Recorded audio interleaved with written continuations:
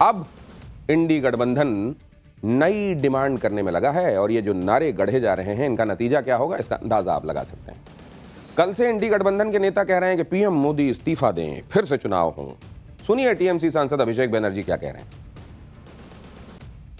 आप लोग का जो हक है, जो डेमोक्रेटिक राइट है, वो छीनना चाहते हैं। ये एक तरफा तो हो नहीं सकता। जो नियम और जो कानून आपके लिए एप्लीकेबल है, वही नियम और वही कानून इस देश में, अगर मैं बंगाल में हूं और आप गुजरात में हैं तो एक ही कानून है। भाई अगर एसआईआर आप करना चाहते हो तो आप एसआईआर करिए, लेकिन पहला कदम लोकसभा डिसॉल्व होना चाहिए। आप लोकसभा डिसॉल्व करिए। पूरा देश में 140 करोड़ के देश में, पूरा देश में, हर एक प्रदेश में आप एसआईआर करिए, कोई दिक्कत नहीं है। आप इसी वोटर लिस्ट के आधार पर चुन के आए हो 1 साल पहले और आप कह रहे हो बंगाल में वोटर लिस्ट गलत है लेकिन गुजरात में सही है, बिहार में गलत है लेकिन यूपी में सही है। अब 2024 के लोकसभा चुनाव में तो इंडी गठबंधन पीएम मोदी को मात नहीं दे पाया। चुनाव के बाद भी इंडी गठबंधन ने बहुत माहौल बनाया कि 2 महीने 3 महीने में सरकार गिर जाएगी, लेकिन पीएम मोदी को गठबंधन की सरकार चलाए 1 साल से ऊपर हो गया है और ये लोग मोदी का कुछ उखाड़ नहीं पाए। अब पीएम मोदी को कुर्सी से हटा नहीं पा रहे हैं, तो कह रहे हैं कि पीएम मोदी को वोट चोरी से, वो तो वोट चोरी करके प्रधानमंत्री बने, ये तो सरकार लेजिटिमेट है ही नहीं। सुनिए आरजेडी सांसद मनोज झा क्या कह रहे हैं। चोरी तो हम बहुत मासूम होके कह रहे हैं, डकैती है। इस डकैती में शरीके गुनाह है इलेक्शन कमीशन है, और ये जो टॉप में 2 लोग हैं ना, वो शरीके गुनाह हैं। इसलिए वोट चोर गद्दी छोड़। इलेक्शन चोर ऑफ इंडिया आपने वॉकआउट किया है? बिल्कुल, पूरा विपक्ष। क्या सुनना है भाई? अंधी गुफा में ले जा रहे हो देश को। एक आदमी के चेहन में ये बात बैठ गई है कि ये इलेजिटिमेट सरकार है, इसकी लेजिटिमेसी नहीं है। संसद के बाहर ही नहीं बल्कि संसद के अंदर भी इंडी गठबंधन ने वोटर लिस्ट के मुद्दे पर जमकर बवाल काटा। लोकसभा में विपक्ष के सांसदों ने विरोध दर्ज कराने के लिए स्पीकर की चेयर की ओर कागज उछाल दिए, जिस पर संसदीय कार्य मंत्री किरण रिजिजू बुरी तरह भड़क गए। उन्होंने विपक्ष पर संसद की गरिमा गिराने का आरोप लगाया। आप भी किरण रिजिजू को सुनिए उन्होंने क्या कहा। सबने देखा है कागज का टुकड़ा फेंक करके चेयर की तरफ, और जो गंदा नाराबाजी करके इस तरह से जिस सदन में हम लोग काम करते हैं, जिस सदन में बैठ करके देश को सेवा करते हैं, हम ओथ लेकर के इस सदन में आए हैं, उसी सदन को आप लोग आज कागज उठा करके चेयर के ऊपर फेंक करके आप लोगों ने सदन का गरिमा को गिराया है। मैं इसका खंडन करना चाहता हूँ। यह सदन सबका है, यह देश का सदन है, यह अपोजिशन पार्टी का यह मनमानी से काम नहीं चलेगा। यह देश और यह सदन नियम और कानून से चलेगा। वोटर वेरिफिकेशन के मुद्दे पर इंडी गठबंधन सड़क पर तो बवाल काट ही रहा है, लेकिन जब यह मामला सुप्रीम कोर्ट गया तो वहां पर इंडी गठबंधन के धागे खुल गए। बिहार में वोटर वेरिफिकेशन को लेकर इंडी गठबंधन यही कह रहा है कि इससे करोड़ों लोगों के नाम कट जाएंगे, लेकिन सुप्रीम कोर्ट में आज सुनवाई में जो बातें सामने आई उससे तो इंडी गठबंधन के सारे नैरेटिव की धज्जियां ही उड़ गईं। जैसे उदाहरण बता रहा हूं आपको, वरिष्ठ वकील अभिषेक मनु सिंघवी ने कहा कि वोटर लिस्ट रिवीजन के लिए बहुत कम समय दिया गया, सिर्फ 2.5 महीने में 5 करोड़ वोटर्स का सवाल है, कैसे रिवीजन हो सकता है। तो इस पर सुप्रीम कोर्ट ने कहा कि अगर आयोग 5 करोड़ लोगों के मताधिकार को छीनेगा तो इसके लिए हम बैठे हैं। अगर कहीं से यह पाया गया कि यह प्रक्रिया असंवैधानिक है या गैर कानूनी है तो एसआईआर की पूरी प्रक्रिया को सितंबर के आखिरी तक भी रद्द किया जा सकता है। यानी सुप्रीम कोर्ट ने खुद भरोसा दे दिया कि बेवजह किसी का नाम वोटर लिस्ट से नहीं कटेगा, जबकि ये लोग माहौल बना रहे थे कि करोड़ों लोग वोटर लिस्ट से बाहर हो जाएंगे। सुप्रीम कोर्ट ने तो साफ कह दिया कि करोड़ों लोगों के नाम कैसे कट जाएंगे। अगर ऐसा होगा तो फिर सुप्रीम कोर्ट किस लिए है। लेकिन इसी तरह की बातें वरिष्ठ वकील कपिल सिब्बल ने उठाई। सिब्बल ने कहा कि करोड़ों लोगों के नाम मतदाता सूची से बाहर होने की आशंका है। अक्टूबर में चुनाव है, क्या ऐसे समय में आयोग को यह करना चाहिए? कुल 7 करोड़ 90 लाख मतदाता हैं। वो कहते हैं कि 7 करोड़ 24 लाख लोगों ने फॉर्म भरे। इस पर सुप्रीम कोर्ट ने कहा कि 7 करोड़ 90 लाख में से 7 करोड़ 24 लाख लोगों ने अगर फॉर्म भर दिए तो वो करोड़ों लोग कहां हैं जिनके बारे में आप कह रहे हैं कि उनको मतदाता सूची से बाहर कर दिया गया। इसके साथ ही सुप्रीम कोर्ट ने बड़ी बात कही और यह कहा कि उनके मुताबिक ये मामला मोटे तौर पर विश्वास की कमी का है। कुल मिलाकर सुप्रीम कोर्ट ने इंडी गठबंधन के उस नैरेटिव की धज्जियां उड़ा दी जिसमें दावा किया जा रहा था कि करोड़ों लोगों के नाम चुनाव आयोग ने उड़ा दिए होंगे। आज सुप्रीम कोर्ट में सुनवाई के दौरान तब हलचल बढ़ गई जब याचिकाकर्ता योगेंद्र यादव ने कोर्ट में 2 लोगों को पेश किया। योगेंद्र यादव ने इन दोनों लोगों का एपिक, ये असल में आपका जो वोटर कार्ड है ना, उसी को एपिक नंबर उसी में होता है, उसी कार्ड को दिखाते हुए ये कहा कि इन्हें ड्राफ्ट वोटर लिस्ट में तो मृत बताया गया है। इस पर चुनाव आयोग के वकील ने कहा कि ये लोग कोर्ट में ड्रामा कर रहे हैं। कोर्ट ने कहा कि लापरवाही वाली गलतियां हैं तो इन्हें ठीक किया जा सकता है।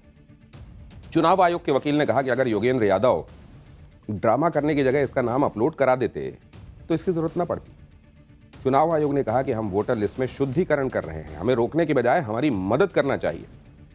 अरे इतना बड़ा काम है, करोड़ों करोड़ लोगों को रिवाइज करना है, देखना है कि उनका नाम सही है कि नहीं। यार आप सब भी बताइए कि क्या गलत आदमी को वोट डालने का अधिकार मिलना चाहिए? नहीं मिलना चाहिए। आदमी सच्चा हो, जेन्युइन हो, इस देश का नागरिक हो, वोट देने का अधिकार रखता हो, यह सुनिश्चित करने के बाद ही उसको वोट देना चाहिए। अगर यह प्रक्रिया अपनाई जा रही है और यह मैमथ टास्क है, ऐसा नहीं है कि 10-12 लोगों के नाम रिवाइज करने हैं, करोड़ों करोड़ लोगों का नाम उसमें देखना है कि सही है कि नहीं। उसमें कहीं अगर कोई गलती है, कोई टाइपो एरर है या इस तरह की कोई गलती है तो इस देश का नागरिक होने की हैसियत से और जिम्मेदार विपक्ष होने की हैसियत से उसको ठीक कराने की दिशा में सहयोग करना चाहिए। लेकिन क्या यहां वो हो रहा है? इसी तरह वरिष्ठ वकील कपिल सिब्बल ने भी आज सुप्रीम कोर्ट में यह कहा कि बिहार की ड्राफ्ट लिस्ट में भी ऐसे लोग हैं जो मर चुके हैं, जिन्हें जिंदा दिखाया गया, और ऐसे भी लोग हैं जो जिंदा हैं लेकिन उन्हें मृत बता दिया गया। कपिल सिब्बल ने ऐसे 12 लोगों का उदाहरण दिया जो जिंदा हैं लेकिन उन्हें मृत बता दिया गया। इस पर चुनाव आयोग ने कहा कि यह ड्राफ्ट रोल है। हमने नोटिस देकर सबसे कहा है कि उन्हें जो भी आपत्ति है, जो भी दिक्कत है वो बताएं। चुनाव आयोग ने माना कि कुछ गलतियां तो होगी ही, लेकिन उनको दुरुस्त करने के लिए स्कोप है, प्रोविजन है, लोग अपनी शिकायतें दर्ज करा सकते हैं और हम उसको करेक्ट करेंगे। जहां तक जिंदा और मृत लोगों की बात है तो एक एप्लीकेशन देकर ही उसे सही कराया जा सकता है। यानी सुप्रीम कोर्ट में आज की सुनवाई में यही निकल कर आया कि अगर इतनी बड़ी प्रक्रिया हो रही है तो कुछ छोटे मोटे मामले निकल कर भी आते हैं और उन्हें सही करवाया जा सकता है। हर किसी को इसमें अपनी तरफ से सहयोग करना चाहिए, लेकिन पूरी प्रक्रिया पर ही सवाल उठा देना, कह देना कि करोड़ों लोगों के वोट काटे जा रहे हैं, पूरी दाल ही काली है, कुएं में भांग घुली हुई है, ये सब माहौल बनाने के लिए किया जा रहा है। सुप्रीम कोर्ट में आज सुनवाई के दौरान आधार कार्ड पर भी बात हुई, जिसे लेकर इंडी गठबंधन यह आपत्ति जता चुका है कि चुनाव आयोग तो मनमानी कर रहा है, क्योंकि चुनाव आयोग ने आधार कार्ड को दस्तावेज के तौर पर माना ही नहीं। आज सुनवाई के दौरान दस्तावेजों को लेकर जबरदस्त बहस हुई। कपिल सिब्बल कोर्ट को यह बता रहे थे कि जो दस्तावेज चुनाव आयोग ने मांगे वो देना मुश्किल है, कागज नहीं दिखाएंगे। दूसरी तरफ कोर्ट ने इस बात पर हैरानी जताई कि इतना क्या मुश्किल है। कोर्ट में जो सुनवाई हुई वो आपको बताता हूं, देखिए सीक्वेंस में, देखिए कैसे क्या हुआ। कपिल सिब्बल, उन्होंने कहा कि दस्तावेजों को लेकर बेसिक चीज ही गायब है। इस पर सुप्रीम कोर्ट ने कहा कि फॉर्म में यह कहा गया कि इनमें से कोई भी एक दस्तावेज दिया जा सकता है, सारे दस्तावेज, सारे डॉक्यूमेंट्स देने ऐसा जरूरी नहीं है। इस पर कपिल सिब्बल ने कहा कि बिहार के लोगों के पास ये दस्तावेज नहीं है, यही तो हमारा पॉइंट है। तो सुप्रीम कोर्ट ने पूछा कि क्या बिहार भारत का हिस्सा नहीं है? अगर बिहार के लोगों के पास ये दस्तावेज नहीं है तो फिर देश के बाकी हिस्सों में भी लोगों के पास ऐसे दस्तावेज नहीं होंगे जो चुनाव आयोग ने मांगे, जो कि बिल्कुल वैलिड ऑब्जर्वेशन है।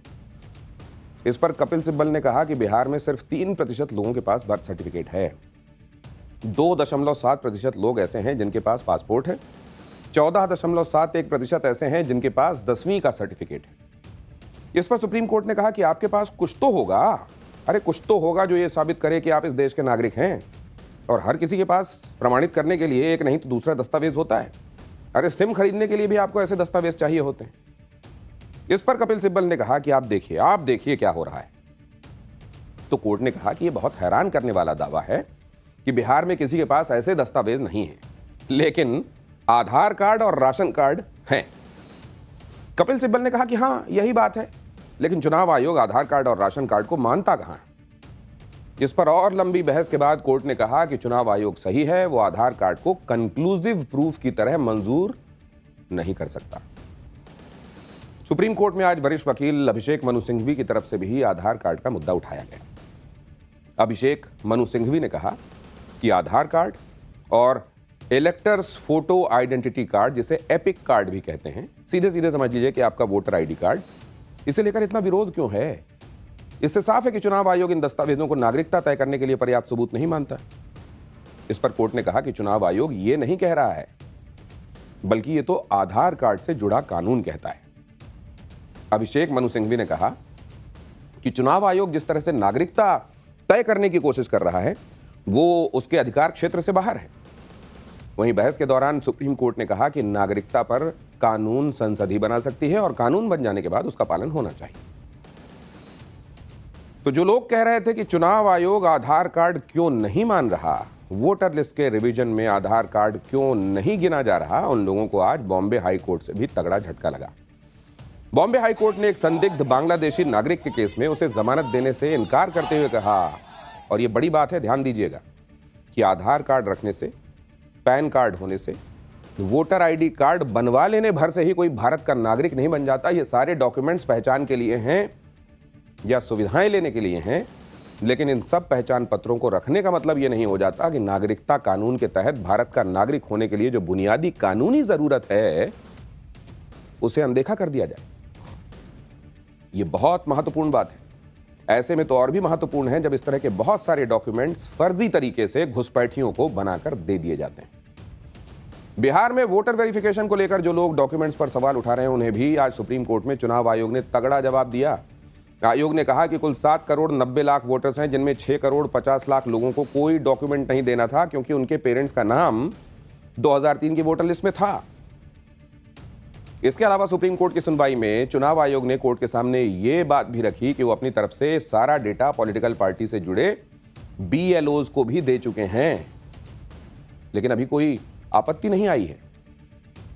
एक तरफ इंडी गठबंधन को सुप्रीम कोर्ट से झटका लगा, दूसरी तरफ संसद में जिस मिंता देवी की तस्वीरें लहराकर, टी-शर्ट पहनकर विपक्ष धमाका करने का दावा कर रहा है, वो धमाका भी किस तरह फुस पटाखा साबित हुआ बताता हूं। मिंता देवी के केस को हाईलाइट करने के लिए विपक्ष ने संसद में तो प्रदर्शन किया ही, इसके अलावा कांग्रेस ने अपने ट्विटर हैंडल पर मिंता देवी के डिटेल भी शेयर किए, जिसमें मिंता देवी की डेट ऑफ बर्थ 15 जुलाई 1900 दिखाई गई है। ये देखिए, उनकी उम्र 124 साल बताई गई और ये वोटर आईडी कार्ड सिवान जिले की दुरांधा विधानसभा सीट का होने का दावा किया जा रहा है। कांग्रेस ने दावा किया कि मिंता देवी का केस वोट चोरी का क्लासिक उदाहरण है, लेकिन कांग्रेस ने कहा कि SIR के बाद ये हाल है। इस पर कांग्रेस ने चुनाव आयोग से सफाई भी मांगी। मिंता देवी का उम्र को लेकर जो बवाल हुआ, तो हमारी टीम ने भी ड्राफ्ट लिस्ट में दर्ज की गई उनकी डिटेल की पड़ताल शुरू की। हमारी टीम सिवान में मिंता देवी के गांव भी पहुंची, जहां यह पता चला कि मिंता देवी फिलहाल छपरा में। हालांकि मिंता देवी का वोटर आईडी कार्ड हमें मिल गया। वोटर आईडी कार्ड में भी मिंता देवी की डेट ऑफ बर्थ 15 जुलाई 1900 ही लिखी गई। देखिए जरा। लेकिन मिंता देवी के आधार कार्ड से उनकी उम्र को लेकर हो रहे दावों की सच्चाई सामने आ गई। मिंता देवी के आधार कार्ड में उनकी डेट ऑफ बर्थ 17 जुलाई 1990 लिखी हुई है और खुद मिंता देवी और उनके परिवार का भी दावा है कि यही उनकी सही उम्र है और इस हिसाब से उनकी उम्र 35 साल होती है। मिंता देवी ने यह भी माना है कि वो पहली बार वोटर बनी है। मिंता देवी के मुताबिक उन्होंने पहले कई बार वोटर आईडी कार्ड बनाने की कोशिश की, लेकिन नहीं बन पाया। फिर उन्होंने वोटर आईडी कार्ड बनवाने के लिए ऑनलाइन फॉर्म जमा किया। मिंता देवी ने यह भी बताया कि उन्होंने आधार कार्ड वाली ही date of birth online application में भरी थी और वोटर आईडी कार्ड मिलने के बाद उन्होंने बिना खोले उसे संभाल कर रख लिया था। और जब उम्र को लेकर बवाल हुआ तो मिंता देवी ने देखा कि वाकई उनके वोटर आईडी कार्ड में उम्र गलत लिखी हुई है। यानी जिस बात को लेकर राहुल गांधी और कांग्रेस मानने को तैयार नहीं है, उसे मिंता देवी और उनका परिवार मान चुका है कि उनकी जो 124 साल की उम्र है वो गलती से, टाइपो एरर की वजह से लिख गई। वोटर आईडी कार्ड में गलत उम्र दर्ज होने से यह भी साबित नहीं होता कि मिंता देवी का वोट ही फर्जी है या फिर वो बीजेपी की ही वोटर है। खुद चुनाव आयोग ने एक हफ्ते के अंदर मिंता देवी की उम्र को लेकर हुई गड़बड़ी को सही करने का भरोसा दिया है। मतलब साफ है कि मोदी विरोध के लिए कुछ भी करना है, जबकि कांग्रेस और इंडी गठबंधन के नेता भी अच्छी तरह समझते होंगे कि 124 साल का फर्स्ट टाइम वोटर तो नहीं होता। ऑनलाइन फॉर्म भरने में गलती हुई नहीं होनी चाहिए थी। मिंता देवी के वोटर आईडी कार्ड और उनकी उम्र को लेकर जो राजनीति हो रही है उसे भी लोग समझ रहे हैं। आप मिंता देवी के ससुर को सुनिए। जी, जो आपके वोटर लिस्ट में जिसका नाम 124 उम्र आया है वो कौन है? मिंता देवी पतो है। पतो है। तो क्या लगता है किसकी गलती है ये? एक गलती जहाँ से होता है वहाँ हुआ है, जहाँ से होता है वहाँ से टाइप करता है वहाँ से हुआ। आप कहाँ से होगा? यहाँ से तो होगा नहीं। टाइप पे होता है। 124 साल जो भी पतो आपकी है ना, हाँ। उनका एज 124 साल बताया जाता बताया गया मेरा 35 साल है। उनका जो है 35 साल है। है। राहुल गांधी पूरा एकदम वो तो करेंगे, तो हल्ला करेंगे, तो वो तो हल्ला करेंगे। भाजपा को फंसाना है, हल्ला करेंगे क्या? जी, जो आपके वोटर लिस्ट में जिसका नाम 124 उम्र आया है वो कौन है? मिंता देवी पतो है। पतो है। तो क्या लगता है किसकी गलती है ये? एक गलती जहाँ से होता है वहाँ हुआ है, जहाँ से होता है वहाँ से टाइप करता है वहाँ से हुआ। आप कहाँ से होगा? यहाँ से तो होगा नहीं। टाइप पे होता है। 124 साल जो भी पतो आपकी है ना, हाँ। उनका एज 124 साल बताया जाता बताया गया मेरा 35 साल है। उनका जो है 35 साल है। है। राहुल गांधी पूरा एकदम वो तो करेंगे, तो हल्ला करेंगे, तो वो तो हल्ला करेंगे। भाजपा को फंसाना है, हल्ला करेंगे क्या? तो मिंता देवी की उम्र को लेकर बवाल संसद तक पहुंचा तो सिवान जिला प्रशासन की भी सफाई सामने आई। उन्होंने कहा कि मिंता देवी ने वोटर लिस्ट में नाम जोड़ने के लिए फॉर्म 6 के जरिए ऑनलाइन आवेदन किया था और इसमें डेट ऑफ बर्थ 15 जुलाई 1990 ही लिखी गई थी, लेकिन 1 अगस्त को जो ड्राफ्ट लिस्ट जारी हुई उसमें मिंता देवी की उम्र 124 दर्ज की गई है। जिसके बाद बीएलओ ने मिंता देवी से संपर्क किया और उन्हें इस गलती के बारे में जानकारी दे दी गई और मिंता देवी ने इस गलती को सुधारने के लिए 10 अगस्त को फॉर्म 8 के जरिए आवेदन भी कर दिया है। नियमों के मुताबिक मिंता देवी के आवेदन पर कार्रवाई की जा रही है। तो आपने ये देखा कि एक टाइपो एरर को इशू बनाकर ये जनरलाइज करने की कोशिश की जा रही है। आप जानते हैं अपवादों को नियम नहीं बनाया जा सकता, ना बताया जा सकता। एक आधी गलतियां हो